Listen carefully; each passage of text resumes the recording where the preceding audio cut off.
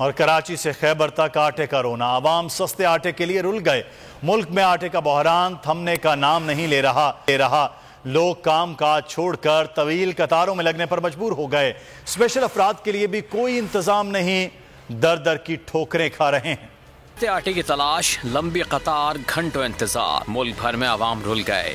मुल्तान में आटे की कीमतें आसमान से बातें करने लगी। मजदूर और दिहाड़ीदार तबके को आटे के हुसूल के लिए दोहरी मुश्किल का सामना। आटा लेने आए तो दिहाड़ी नहीं मिलती, दिहाड़ी लगाएं तो आटा नहीं मिल पाता। करें तो क्या करें, सर पकड़ लिया। सुबह 7 बजे से आए हुए हैं, अब देख लो क्या टाइम है। दिहाड़ी हमारी क्या लगेगी, 600-700 रुपए के मजदूर है।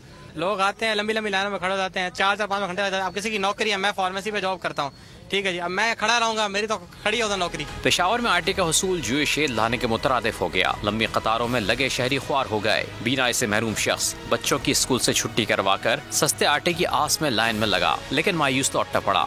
तकरीबन 1 घंटा तो हो गया कि इंतजार करें, पर ये राइस देखिए आटा भी नहीं है, वापस जा रहे हैं, घर जा रहे हैं। आटे की कीमत में जब तक गैर मामूली फर्क को खत्म नहीं किया जाता, तब तक आटा हासिल करने वालों की लाइन में इजाफा बढ़ता जाएगा। मुख्तलिफ शहरों में सस्ता आटा न मिलने की वजह से शहरी परेशानी का शिकार हैं।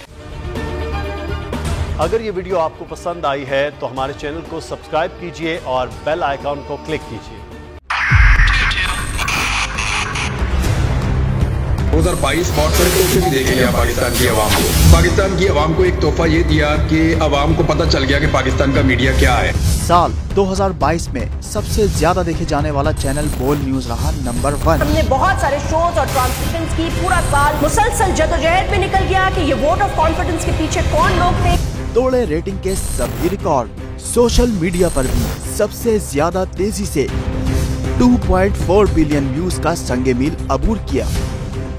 एंकर्स को भी आवाम में सबसे ज्यादा मकबूलियत मिली और सोशल मीडिया पर भी बोल रहा सब पर सब्सक्राइब करें और बेल दबाएं ताकि कोई खबर रह न जाए।